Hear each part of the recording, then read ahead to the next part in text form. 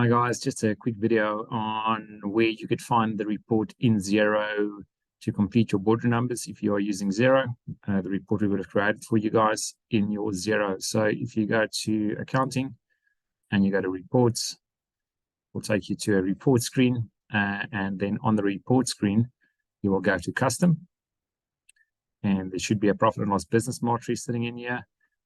You'll open that up, and it will have all the financial data that you need to complete your boardroom dashboard. So current month numbers, current month budgeted numbers, the prior month for the same month last year sitting over here.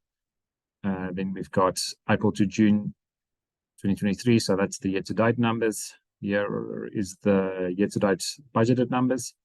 And here is the prior year-to-date numbers.